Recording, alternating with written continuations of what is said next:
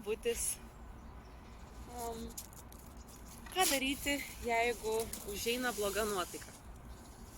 Tokia jinai nuostabi nuotaikėlė aplankė mane ir šį rytą. Tai pirmiausia, aš tiesiog įsivardiju savo ir pastebiu šią nuotaiką. Jeigu išeina, tai įsivardiju būtent, ką jaučiu, kas čia yra. Dažniausiai pašneku su vyru kažkiek apie tai. Bet jeigu matau, kad tai nėra dėl konkrečios situacijos ir neišeina kažką taip paimti ir pakeisti, išspręsti, nežinau, atšaukti kokį susitikimą ar kažką, dėl ko ta bloga nuotaika, tarkim, tai tada atsisakau bet kokių pastangų spręsti tai. Nes iš savo patirties, iš tikrųjų, kiek esu daug ir visai bandžius išmastyti, išanalizuoti ir taip toliau ir spręsti, dažniausiai niekas neišsisprendžia. Ir tai dažniausiai tik nuveda į dar didesnį tokį užsispaudimą.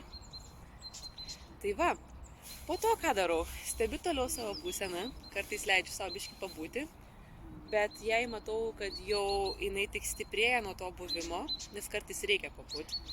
Bet jeigu situacija kita, tai aš tiesiog stojuosi ir einu tiesiog kažką veikti. Ir dažniausiai, aišku, tai būna vidinė kova dėl kažko. Visai ką viduje ir krenta labai energijos lygis bent man. Jaučiuosi tokiu suslopinus, net sunku pajudėti.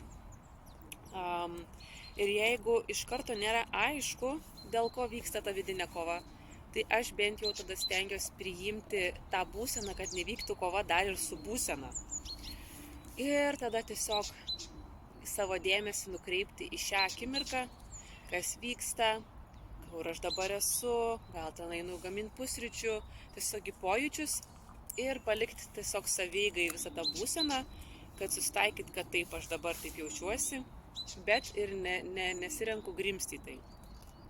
Jeigu visgi būsena nėra tokia tragiškai bloga, tai galima iš karto tokį kaip persijungti mygtuką, paimti ir nebereaguoti tai ir tiesiog perimti gerą kažkokią būseną. Tiesiog paimti ir galvoti, man viskas yra gerai, puikiai jaučiuosi, viskas vyksta kaip turi vykti, jeigu aš taip jaučiuosi, taip turiu jaustis, galima kažkaip netgi visiškai netikėtai sureaguoti, sakyti, kaip aš blogai jaučiuosi, kaip gerai. Nes čia irgi tokia labai gera praktika išlipti iš tų tokių etikečių ir visokio klijavimo, kur mes dažnai patys susidedam nuosprendį, kad kokia bloga nuotaika, kokia bloga situacija ar kažkas tokio. Tai čia tokie pirmi greiti dalykėliai. Šiaip net galvoju sukurti tokį visą, kaip aš vadinau, blogos nuotaikos atmintinę, tokiais punkteliais. Ir labai gerai kartais ir pačiai pasižiūrėti, kai užeina ta bloga nuotaika, nes toks jausmas, kad bloga nuotaika tokius akinius uždeda, kad žmonės linkę sakyti, visada taip kažkas būna, arba niekada va tos normaliai nebūna. Tokį visišką, kaip čia, apimanti tokį, kad bandom viskam pritaikyti, labai sudramatizuoti. Tiesiog atrodo nusirašo visi geri dalykai, viskas, ką bandom savo priminti iš anksto, kad va, jeigu bus taip bloga nuotaika, tai taip ir taip reikia atsiminti, kad čia kiek gerų akimirkų buvo. Dažniausiai viskas išgaruoja, kažkokia užeina tamsumos amnezija, nieko gero neatsimeni, tik bloga.